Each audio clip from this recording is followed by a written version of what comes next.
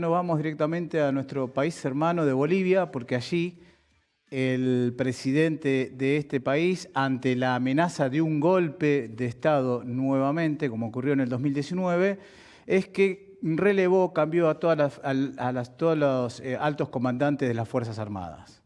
Esto también se da en un contexto por el paro nacional que convoca el gobernador de Santa Cruz de la Sierra, Camacho, junto al comité cívico que, para recordar, este comité son patronales que están en una posición separatista y son antipopulares. La excusa que utilizan para realizar este paro, que ya lleva 22 días, es que quieren que se realice el censo en el año que viene. El gobierno nacional había pedido que por un decreto se promulgó y se iba a realizar en el 2024. Recordemos que este censo, al realizarse, al hacerse en el 2022, que se suspendió por la cuestión de la pandemia. Es así entonces que Arce, como decíamos antes, decidió cambiar las autoridades militares y esto se llevó a cabo en el Palacio Residencial ubicado en La Paz. Allí nombró al general de ejército Hugo Eduardo Arandia López al frente de las Fuerzas Armadas. A su vez, el contraalmirante Gonzalo Víctor Vigabriel Sánchez ocupa ahora el cargo de jefe de Estado Mayor. También nombró a los comandantes de la Fuerza Aérea, la Marina y el Ejército. El alto mando saliente se mantuvo en el cargo desde el 4 de octubre de 2021. El presidente dio un discurso donde le reclamó a las autoridades militares, como decíamos antes, que se apeguen a la Constitución y, bueno, nosotros vamos a ver un fragmento de este discurso de Arce.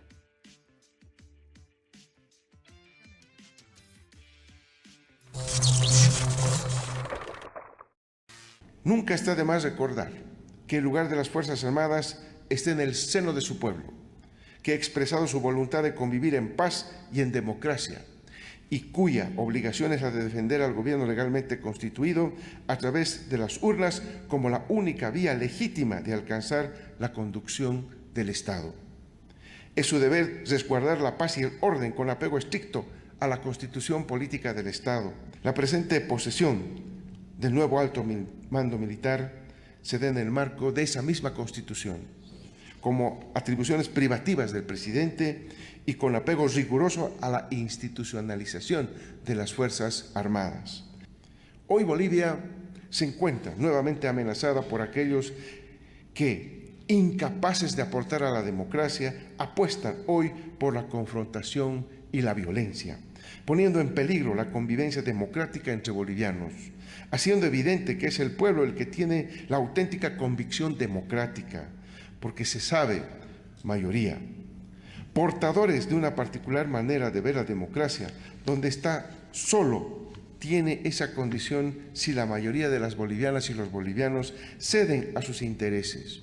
Hoy ponen en movimiento una estrategia para reeditar el golpe de Estado de 2019.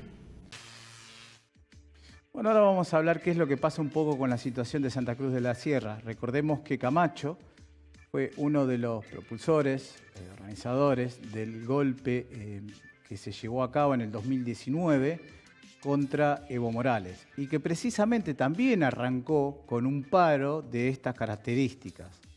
Esta situación hizo que arrastrara también a las clases medias de Bolivia.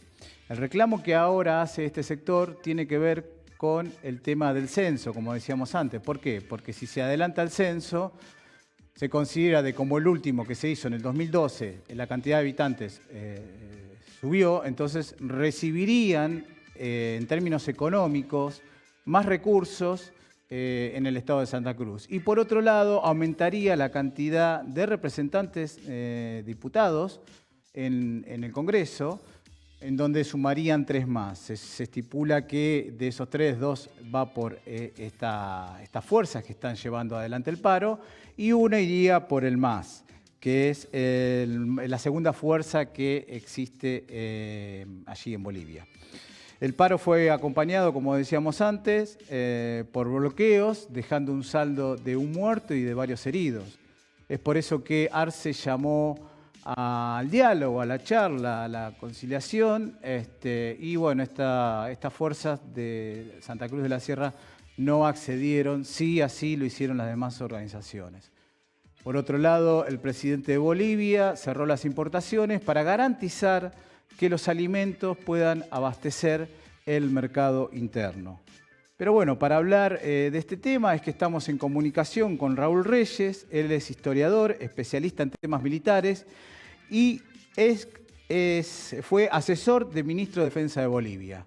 Hola Raúl, te damos la bienvenida, muchas gracias por tu tiempo, por tu atención, y para arrancar te queríamos preguntar a qué responde la renovación de estas autoridades militares y si existía la posibilidad de que las autoridades salientes pudieran realizar otro golpe de Estado.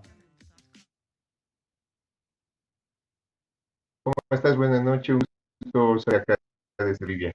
Bueno, este cambio de la cúpula militar, del comando en jefe, se realiza en un contexto evidentemente crítico por la situación política que atraviesa nuestro país, especialmente por el nuevo o la nueva estrategia que está implementando Santa Cruz o que están implementando la clase oligarca cruceña con un movimiento que está buscando como excusa el censo para desestabilizar políticamente el país.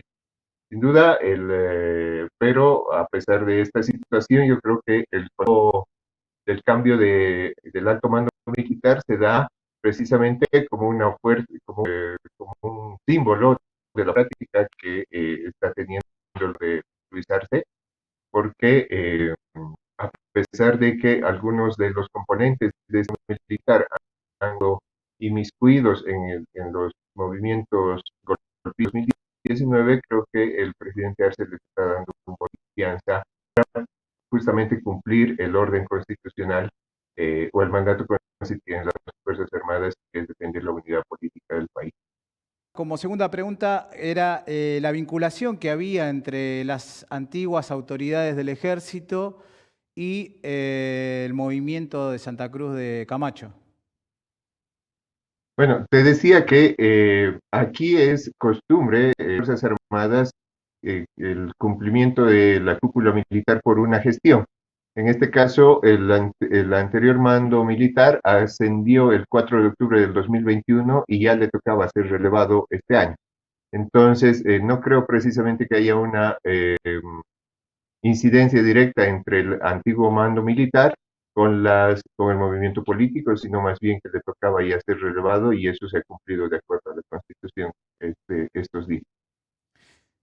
Lo otro que queríamos saber, ¿qué valoración haces de este paro nacional que se hace desde Santa Cruz con respecto al adelantamiento del censo? ¿Es realmente significativo en términos económicos para Santa Cruz el resultado de ese censo? ¿O es una excusa para generar las condiciones para un nuevo golpe? Bueno, en términos de proyección poblacional, para 2050 Santa Cruz va a tener la mitad de la población en Bolivia, ¿no? Entonces yo creo que están apresurando el tema de la redistribución económica, generando todo un movimiento político en contra del gobierno para que se realice el censo lo más pronto posible, el 2023, y así es el gobernador actual que cumple su función hasta el 2025, tenga los recursos económicos necesarios y de ahí quizá proyectarse políticamente a nivel nacional como una fuerza opositora emergente que le haga competencia al gobierno del MAS, ¿no? Entonces, pero sin duda la estrategia que están que está tomando la oligarquía cruceña es precisamente una copia, una estrategia muy similar a la que se ha hecho en 2019 con un discurso, digamos, de caudillismo cruceño, de reivindicación del sentir de lo cruceño, ¿no? Para reavivar el tema el tema de los polos entre los Andes, entre el occidente y el oriente. Pero creo que hasta el momento no está teniendo una validación real de cómo se ha sostenido el 2019, porque el movimiento político de oposición solamente está generando o solamente ha generado relevancia en la ciudad de Santa Cruz y en lo que es solamente los barrios acomodados de Santa Cruz, donde vive la clase media, el centro de Santa Cruz y donde vive eh, la clase alta, digamos, la clase acomodada cruceña. ¿Por qué? Porque esto está significando un desmedro en la economía en los barrios periféricos, ¿no? En Guarnes, en El Torno, en que están sufriendo esta circunstancia del paro cívico, entre comillas, porque ellos son los actores directos, ¿no? Entonces, se sabe que la oligarquía cruceña está subvencionando, por ejemplo, los movimientos políticos de la Unión Juvenil Cruceñista y de otros grupos radicales que están manteniendo el paro cívico.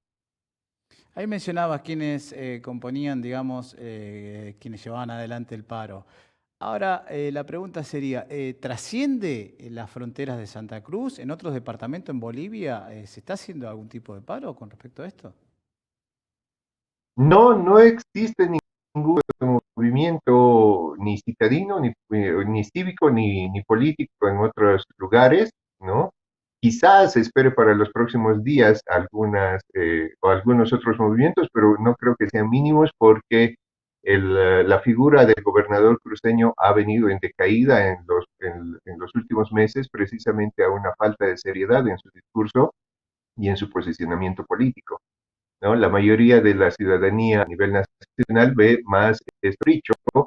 Entre comillas, gobernador para proyectarse políticamente a nivel nacional, ¿no? Y generar algo similar a lo que pasó en el 2019, pero lastimosamente su posicionamiento ante el llamado al diálogo por parte del gobierno, ya dos veces, una en Cochabamba y otra recientemente en estos días, está generando una posición contraria de la ciudadanía en otros lugares del país. Raúl, para finalizar, queríamos saber cuál es la respuesta o cómo llevan a cabo los sectores populares el tema del paro en Santa Cruz. Ya, los movimientos sociales están articulados plenamente justamente para que esta situación no llegue a una situación de enfrentamiento directo, ¿no?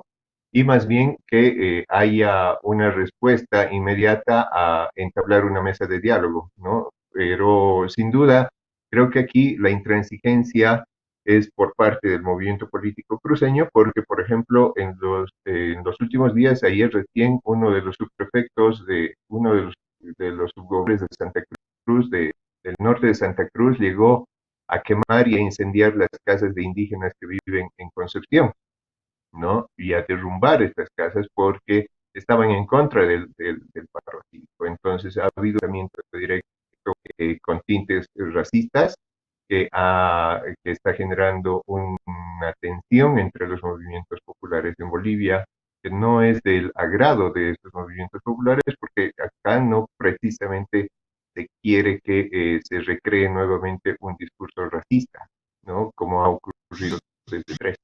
Entonces, yo creo que más bien los sectores populares están en pro de una salida a través del diálogo y a través de la negociación para establecer y para negociar y para entablar una relación directa con la gobernación de Santa Cruz para justamente determinar la fecha exacta del censo.